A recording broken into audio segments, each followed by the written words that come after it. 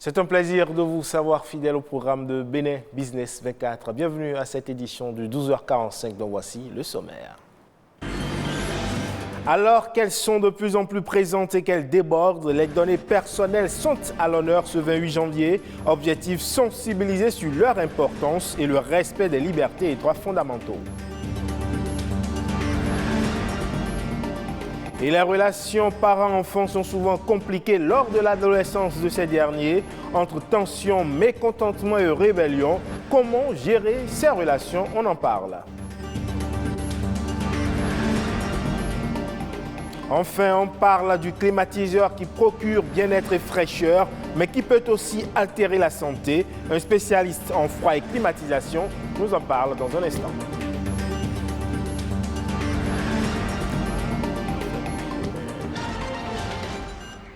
Pour de nombreux observateurs, elle pourrait être une espèce menaçante. Les données se nourriraient de la vie privée de l'ensemble de la population. Et d'ailleurs, l'économie numérique repose sur l'utilisation des données personnelles. En ce 28 janvier, journée mondiale de la protection des données, on s'informe sur les précautions à prendre pour profiter en toute sécurité d'Internet. Une assistance très attentionnée et captivée, preuve de l'intérêt de la formation donnée.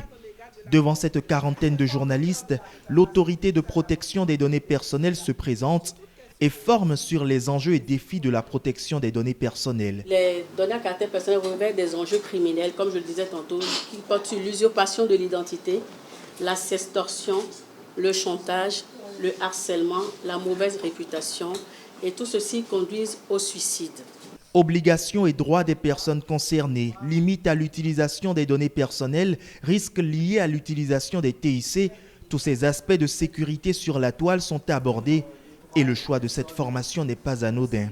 Il y a une importance particulière à cette formation parce que si nous voulons faire de vous des relais de communication, si nous voulons que vous nous aidiez à assurer une meilleure sensibilisation, il faut que nous ayons pris le soin de vous former sur ce que nous traitons ordinairement et que vous soyez en mesure de dire justement à tous nos concitoyens ce qui est leur droit et comment les défendre.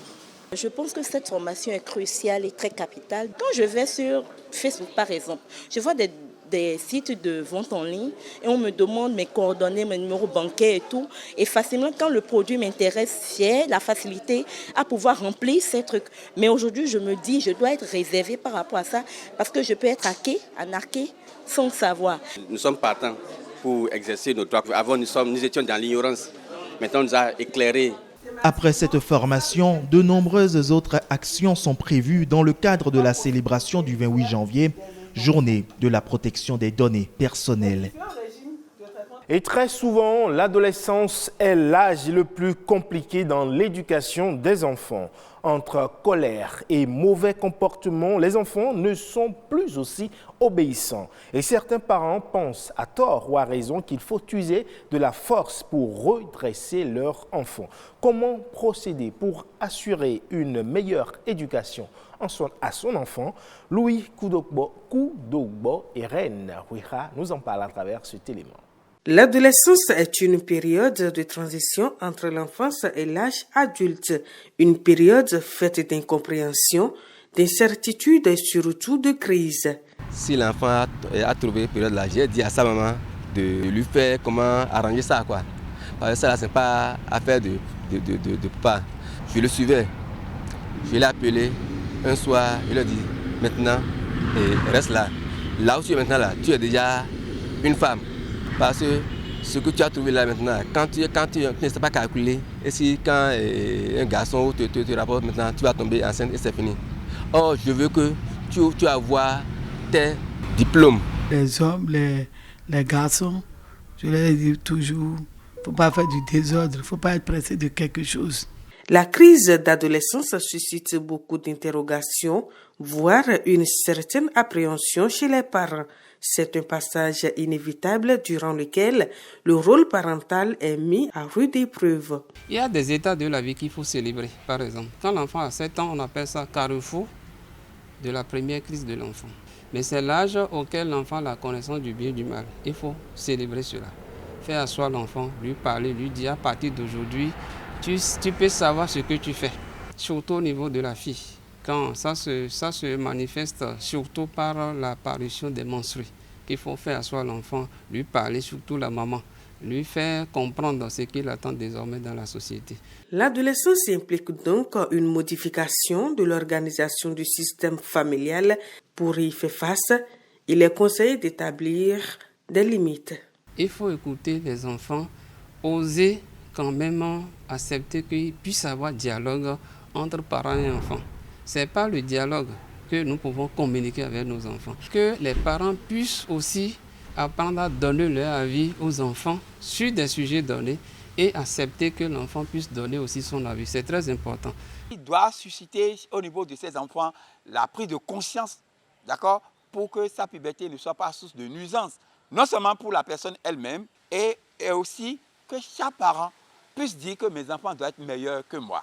S'il ne fait aucun doute que l'adolescence est une phase compliquée pour tous les changements qu'elle implique, tant pour les jeunes que pour les familles, une place de choix doit être accordée au conseil, au dialogue et à l'échange de points de vue. Vous le savez, sans aucun doute, il est difficile de subir la chaleur quand on a à disposition un climatiseur. Il procure la fraîcheur et une certaine sensation de bien-être. Mais selon les spécialistes, il faut pouvoir utiliser la climatisation sans altérer sa santé. Serge Omores, spécialiste en froid et climatisation, nous donne ici quelques conseils. Il faut dire que la climatisation, c'est un ensemble de procédés qui consiste à contrôler, réguler, modifier les conditions climatiques d'un local pour des raisons de confort ou pour des raisons techniques. C'est le cas des centrales, des chambres de serveurs, le cas des blocs opératoires et autres. En fonction de la température extérieure que nous avons au Bénin et dans notre sous-région, parce que nous sommes dans une zone tropicale, il faut régler son climatiseur à une température comprise entre 26 et 24 degrés. Généralement, le climatiseur même est conçu pour fonctionner 8 heures de temps d'affilée, mais vous pouvez rester beaucoup plus longtemps. Si vous réglez votre climatiseur à 28 degrés, voilà que la température extérieure est déjà de 30, l'organisme, le corps humain est autour de 36, vous allez beau rester longtemps, ça ne vous dira pratiquement rien. Parce que l'écart de température entre l'extérieur et le local est tellement réduit que l'organisme arrive à gérer facilement cette petite fourchette-là. Mais c'est quand les écarts sont beaucoup trop grands que cela crée des problèmes de santé.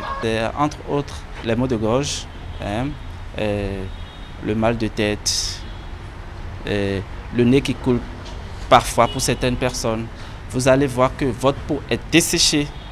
Vous n'allez pas avoir le confort. Autre chose, il ne faut pas allumer son climatiseur et laisser les portes et les fenêtres ouvertes. Ça ne vous servira à rien. Les déperditions iront tout de suite vers l'extérieur et en fonction du local dans lequel vous êtes, vous allez voir que la température n'est toujours pas atteinte et le compresseur va fonctionner plus longtemps. Et maintenant, lorsqu'il y a personne dans les locaux sont vides, il faut arrêter le climatiseur. Vous savez, et tous ces trois éléments combinés vous font baisser considérablement en consommation d'énergie et du coup, vous allez avoir le confort qu'il faut et à un prix juste. Vous n'allez pas avoir des factures qui seront exagérées à la fin du mois. À présent, on fait un tour d'horizon des sujets ayant marqué l'actualité ces dernières 48 heures. C'est La Nation Bref, une présentation de Arnaud Adadia.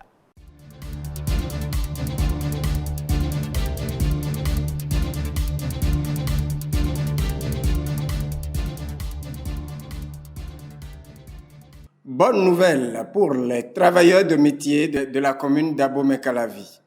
Il est annoncé du renfort sur le chantier des logements sociaux de Rouedo. Électriciens, carreleurs, charpentiers, plombiers et autres ouvriers vont être bientôt recrutés pour le renforcement du personnel existant dans le cadre de la construction des logements sociaux. Il s'agira pour ceux-ci de signer un contrat direct avec la société en charge des travaux.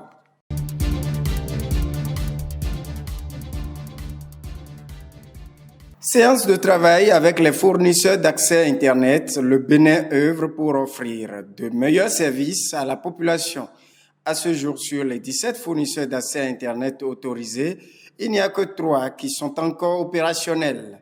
En termes de défis d'impact depuis le début des réformes dans le numérique, le Bénin n'est pas encore satisfait et le ministère de tutelle cherche actuellement à connaître les difficultés individuelles de chaque fournisseur en termes de qualité des offres, des barrières à l'installation et des facilités de demande du client. Selon le directeur de l'autorité de régulation des communications électroniques et des postes, il y a forcément des problèmes liés à la fourniture et à l'accès à l'Internet auxquels il faut remédier pour un meilleur accompagnement des fournisseurs par l'État. D'ores et déjà, des voix s'élèvent au sein des fournisseurs pour remercier la démarche. Cela permettra de mieux appréhender les problèmes pour impacter agréablement le secteur, ont-ils déclaré.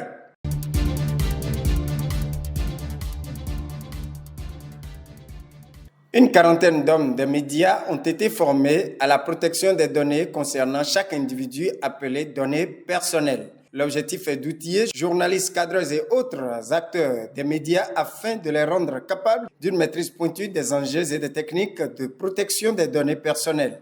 Aujourd'hui, les tests de loi préviennent que le non-respect de la vie privée de chaque individu dans la société peut parfois conduire au suicide. Ces professionnels des médias formés deviennent désormais des relais pour protéger et pour faire connaître l'information à chacun et à tous.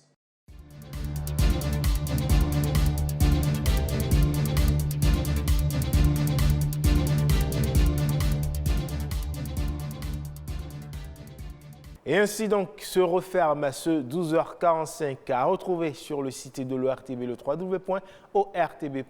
Merci à toutes et à tous et à bientôt.